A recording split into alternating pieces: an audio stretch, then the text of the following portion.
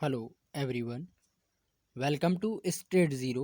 Straight zero के इस video में आज से हम एक न्यू सीरीज़ लेकर आए हैं और इस सीरीज़ में हम लोग डिस्कस करेंगे इन्वायरमेंट एंड इकोलॉजी। ये इन्वायरमेंट एंड इकोलॉजी का पार्ट नंबर 1 है और इसमें हम जो इन्वायरमेंट के प्रत्येक टॉपिक्स हैं जो कि यूपीएससी बेस्ड, पीएससी बेस्ड और एनीवन किसी भी आप एग्ज़ाम की प्रिपरेशन करते हो, उन सभी प्रिपरेशन में एक कोर्स आपके लिए काफ़ी यहाँ पे महत्वपूर्ण होगा, काफ़ी यहाँ पे कारगर सिद्ध होगा। तो चलते हैं हमारे इस वीडियो की तरफ।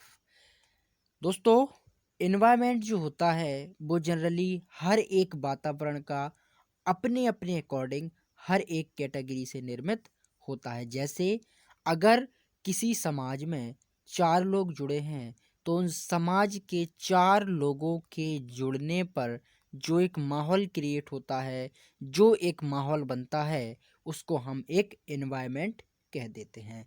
उसी प्रकार से अगर दोस्तों कोई फॉरेस्ट है, उस फॉरेस्ट में 4 नई प्रजातियां रहती हैं किसी जंगल में, वो नई 4 प्रजातियां अपने अपने जो समावेशन है या अपने अपने जो दैनिक वर्क हैं उन सभी को कंट्रोल करते हुए, उन सभी को प्रोड्यूस करते हुए, एक्सप्रेस करते हुए जो एक नया वातावरण क्रिएट करते हैं, जो नया एक एनवायरनमेंट क्रिएट करते हैं, वो भी एक एनवायरनमेंट की श्रेणी में आता है, वो भी एक वातावरण की यहाँ पे श्रेणी में आता है। उसी प्रकार से दोस्तों अगर कोई शहर है यानी सिटी है और उस सिटी में 4 बिल्डिंग्स बनी हुई हैं और 4 बिल्डिंग्स में अलग-अलग कैटेगरी के, अलग-अलग क्वालिटी के लोग रहते हैं, लेकिन वो भले ही दोस्तों अलग क्वालिटी के लोग हों या उनकी भाषा अलग हो, उनकी वेशभूषा अलग हो, जब वो मिलते हैं तो एज़ ए अपनी कंट्री को रिप्रेजेंट करते हैं, एज़ ए अपने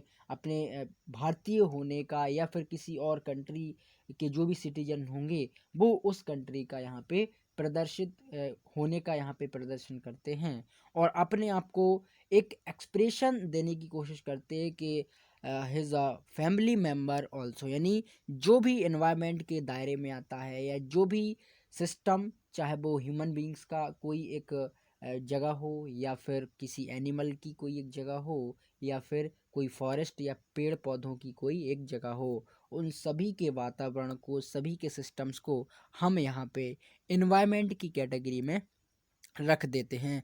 उसी प्रकार से जैसे मैं आपको एक मोटा मोटा और उदाहरण दूं, कोई सोशल समाज, उसका भी एक एनवायरनमेंट बनता है, कोई एक economical and biological and chemical जिसमें फैक्टर्स ऐड हों, वो भी यहाँ पे एक एनवायरनमेंट का कार्य करता है, एक वातावरण का यहाँ पे कार्य करता है। आप इस इमेज में देख पा रहे होंगे, ये यहाँ पे जल है यानी पानी, पानी के अंदर कई मछलियाँ यहाँ पे तैर रही हैं, उसके बाद कुछ लोग यहाँ पे टहल रहे हैं या घूम रहे हैं, उसके बाद बिल्डिंग बनी हुई हैं और कुछ घर बने हुए हैं, कुछ फैक्ट्रीज बने हुए हैं।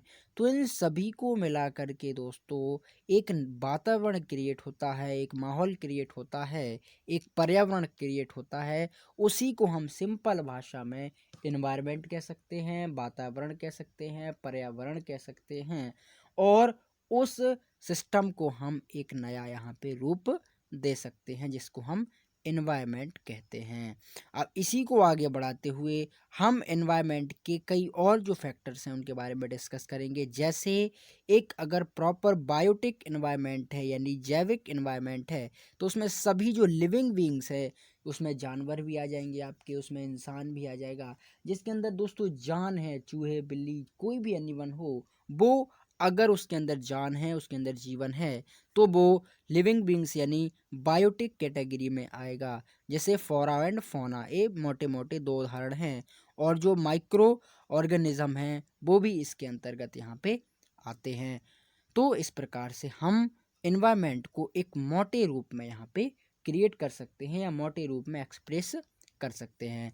दोस्तों उसके अलावा जो एनवायरनमेंट की कैटेगरी हैं वो 4 कैटेगरी में एनवायरनमेंट को यहाँ पे बांटा गया है। जैसे फर्स्ट जो कैटेगरी है वो है physical environment, second that is cultural environment, third जो है वो है बायोलॉजिकल एनवायरनमेंट और फोर्थ जो है वो है कॉग्निटिव एनवायरनमेंट। अब दोस्तों जो फिजिकल एनवायरनमेंट है, फिजिकल एनवायरनमेंट में जनरली आपको livings components and including land form और वाटर बॉडीज, उसमें वाटर बॉडीज के अंदर आपको टेम्परेचर, ह्यूमिडिटी और एयर, ये सभी प्रकार के जब फैक्टर्स ऐड हो जाते हैं तो उसको हम एक फिजिकल माहौल या एक फिजिकल वातावरण के अंतर्गत रख देते हैं, यानी उसको फिजिकल एनवायरनमेंट कहते हैं।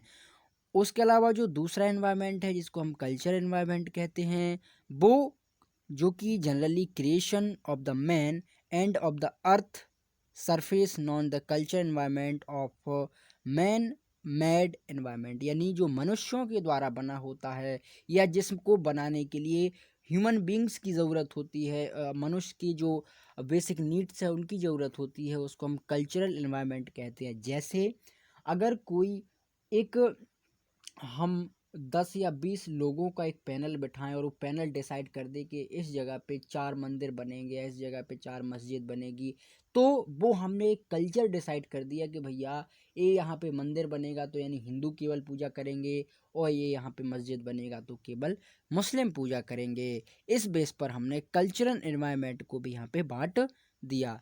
उसके अलावा दोस्तों जो बायोलॉजिकली एनवायरनमेंट है वो भी यहाँ पे बढ़ जाता है, और सबसे महत्वपूर्ण दोस्तों बायोलॉजिकली एनवायरनमेंट ही होता है, जिसमें जनरली हम कैटेगरीज को यहाँ पे ऐड कर देते हैं for the human components, human beings, flora and fauna, और जो माइक्रो ऑर्गेनिज्म हैं वो सभी यहाँ पे ऐड हो जाते हैं।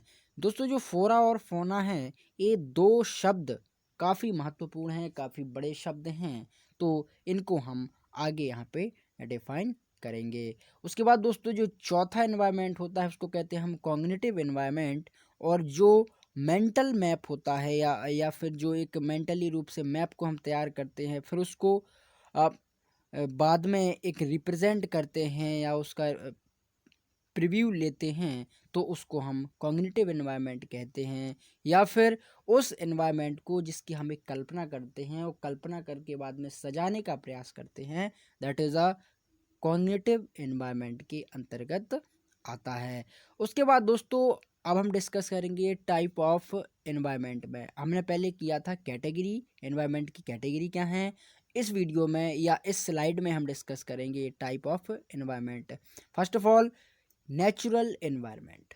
दोस्तों जो नेचुरल एनवायरनमेंट है वो प्रकृति के द्वारा बनाया हुआ होता है, प्रकृति की संरचना के द्वारा बनाया हुआ होता है, उसको हम नेचुरल या फिर प्राकृतिक एनवायरनमेंट, प्राकृतिक वातावरण, पारिस्थितिकी कहते हैं। तो इसमें दोस्तों सभी जो कंपोनेंट्स इंक्लूड होते हैं उसमें आपकी हवा, पानी, मिट्टी, ज़मीन, जंगल, flora and fauna and wildlife sanctuary, जितने भी वाइल्ड लाइफ्स हैं, वर्ल्ड जीव हैं, वो सभी यहाँ पे नेचुरल एनवायरनमेंट के अंतर्गत आते हैं। उसके बाद दोस्तों जो यहाँ पे लिथोस्फीयर, हाइड्रोस्फीयर और एटमॉस्फेयर के साथ साथ बायोस्फीयर है, वो भी यहाँ पे नेचुरल एनवायरनमेंट के अंतर्गत आता है। दोस्तों इस लिथोस्फीयर, हेमोस्फीयर एंड बायोस्फीयर के बारे में हम इसी स्लाइड में आगे यहाँ पे डिस्कस करेंगे। उसके बाद दोस्तों जो सेकेंड स्थान पर जो एनवायरनमेंट आता है उसको कहते हैं हम एंथ्रोपोजेनेटिक एनवायरनमेंट, यानी जो मनुष्य के द्वारा बनाया हुआ होता है या जो मनुष्य उस पर डिपेंडेंट होता है कि भैया हमें अगर किसी व्यक्ति या किसी मनुष्य को यहाँ पे ज़रूरत है एक नया एनवायरनमेंट बनाने की या एक आर्टिफिशियली एक वातावरण क्रिएट करने की, तो वो यहाँ पे क्रिएट कर सकता है। उसको हम कहते हैं एंथ्रोपोजेनेटिक एनवायरनमेंट, जो कि डिपेंड होता है on human beings and different type of group, यानी अगर कोई कम्युनिटी है, कोई ग्रुप है, तो वो अपने अपने हिसाब से यहाँ पे एक नया एनवायरनमेंट क्रिएट कर सकते हैं, जैसा कि मैंने आपको एग्जांपल दिया हिंदू और मुस्लिम का। तो इसी बेस पर सारी चीज़ों को यहाँ पे किया जा सकता है। उसके बाद दोस्तों हम अब देखेंगे द फीचर्स ऑफ एनवायरनमेंट, यानी एनवायरनमेंट की जो मेन फीचर्स हैं, किन किन बेसों पर हमारा वातावरण टिकता है, किन किन तरीक़ों से उसको हम एक प्रोग्रेसिबल बना सकते हैं, एक इंक्रीजेबल बना सकते हैं, ना कि डिक्रीजेबल। आप सभी जानते हैं कि कितना प्रदूषण हो रहा है हमारे इस अर्थ पे, कितना पॉल्यूशन फैल रहा है जिससे CO2 की मात्रा बढ़ रही है, और जो समुद्र है उनका स्तर, उनका लेवल बढ़ रहा है, और हमारी अर्थ का जो टेम्परेचर है वो भी यहाँ पे इंक्रीज़ हो रहा है। तो जब दोस्तों at the same of the biotic and abiotic elements, यानी हमारे पूरे वातावरण में, हमारी पूरी अर्थ पर जो जैविक और अजैविक क्रियाओं का अपघटन होता है या जैविक अजैविक क्रियाएं चलती हैं, उन्हीं से निर्मित होता है हमारा एनवायरनमेंट। अब उनसे 3 फैक्टर यहाँ पे डिसाइड करते हैं। पहला बायोडाइवर्सिटी यानी जैव विविधता, दूसरा होता है हैबिटेट और तीसरा होता है एनर्जी। यानी इन तीनों की जब हमें यहाँ पे आवश्यकता पड़ेगी, तब जाके हम एक बेहतर और एक रिकमेंडेबल, एक कंस्टेबल हम इन्वायरमेंट को यहाँ पे क्रिएट कर पाते हैं, या जो नेचुरली द्वारा बना होता है उसको भी हम एक रिप्रोड्यूस कर पाते हैं। तो इस बेस पर हम इन्वायरमेंट को रखते हैं। उसके बाद दोस्तों change in space of the time and dynamic attribute, तो इस बेस को हम भी इंक्लूड करते हैं, ऐड करते हैं। दोस्तों नेक्स्ट हम चलेंगे कि जो बायोटिक और अबायोटिक कंपोनेंट्स यानी जैविक और अजैविक, वो यहाँ पे कैसे वर्क करते हैं। The flow of the energy on the trend, the mention ecological balance, और इन्हीं के बेस पर जो बायो, जैविक, अजैविक और अपघटक होते हैं, इन तीनों फैक्टर्स के माध्यम से सारी चीज़ों को संतुलित किया जाता है, सभी चीज़ों को मेंटेन किया जाता है ऑल ओवर इन अर्थ। अब दोस्तों इस स्लाइड में हम समझेंगे कि जो हमारे स्फीयर हैं, यानी जो वातावरण है अर्थ पर उपस्थित, उन सभी में कौन कौन सी कैटेगरी हैं, कौन कौन से डिफरेंस हैं, उनके बारे में हम देखेंगे। जैसे फर्स्ट हमारा जो स्फीयर है उसको कहते हैं हम एटमॉस्फेयर। ऑटोमोस्फेयर ऑटोमोस्फेयर दोस्तों मानव जीवन के लिए, मानव को संचालित करने के लिए, मानव ह्यूमन बींग्स को जिंदा रखने के लिए बहुत आवश्यक है एटमॉस्फेयर। ये दोस्तों जनरली गैसों का बना होता है, जिसमें काफ़ी सारी गैसें यहाँ पे सराउंड करती हैं, और वो गैसें दोस्तों sealed the atmosphere and components the survival distinct layer and troposphere, stratosphere, mesosphere and ionosphere. यानी जो एटमॉस्फेयर है उसके अंतर्गत सभी प्रकार के लेयर हमें देखने को मिलते हैं। जैसे क्षोभ मंडल में अगर हिंदी में बात करूं तो क्षोभ मंडल, समताप मंडल, मध्य मंडल और आयन मंडल, ये तीनों प्रकार के जो स्फीयर हैं वो यहाँ पे मौजूद होते हैं, और यही अर्थ को दोस्तों कई भागों में डिवाइड करते हैं और डिसाइड करते हैं कि इतने बेस पर यहाँ पे क्षोभ मंडल होगा सबसे नीचे, तो वहाँ पे हमें कितनी ऑक्सीजन मिलेगी, कैसा वो वातावरण होगा। उसके बाद जो समताप मंडल, फिर मध्य मंडल, उसके बाद आयन मंडल। आयन मंडल यानी आप स्पेस में वहाँ पे चले जाते हो अर्थ के ऊपर। तो इस बेस पर ये सभी चीज़ें यहाँ पे डिसाइड होती हैं, और एक एटमॉस्फेयर जो कंट्रीब्यूट होता है वो हमें सही तरीके से हमारे जीवन को, हमारी लाइफ को मेंटेन करने का काम करता है। उसके अलावा दोस्तों जो दूसरा स्फीयर है उसको कहते हैं हम हाइड्रोस्फीयर। हाइड्रो का आप सभी मतलब जानते हैं कि वाटर से संबंधित है, यानी पानी से, और जहाँ ज़्यादातर भैया पानी होगा, all the water and related contribute वहाँ पे उपस्थित होगा हाइड्रोस्फीयर। उदाहरण के लिए आप जो मैराइन स्फीयर होता है, यानी जो समुद्र वाला जो जगह होता है, उसको हम हाइड्रोस्फीयर कहते हैं। उसके बाद दोस्तों जो तीसरा स्फीयर आता है वो है लिथोस्फीयर। लिथोस्फीयर जनरली होता है the solid part of the earth in crust having the two part namely because crust and upper mantle. यानी जो हमारे अर्थ है, हमारी जो पृथ्वी है, उसके इंटरनली जो पार्ट होता है, अर्थ की नीचे वाला जो पार्ट होता है, उसको कहते हैं हम लिथोस्फेयर। और लिथोस्फेयर का जो ऊपर वाला सरफेस इलाका होता है हमारी पृथ्वी का, उसको कहते हैं हम earth crust and upper mantle. इस प्रकार की जो यहाँ पे वातावरण पाए जाते हैं उनको लिथोस्फेयर कहते हैं, उनको यहाँ पे पार्ट ऑफ द अर्थ या फिर लिथोस्फेयर कहते हैं। उसके बाद दोस्तों जो तीसरा वातावरण आता है या तीसरा जो फेयर मंडल आता है उसको कहते हैं हम बायोस्फेयर। बायोस्फेयर दोस्तों ये जनरली वर्क करता है हमारी अर्थ पर मौजूद सभी प्रकार के जीवों जंतुओं को चलाने के लिए। इसमें आपकी पृथ्वी आएगी, आपका वाटर आएगा, and mention the within sphere about I can divided distinct the ecosystem.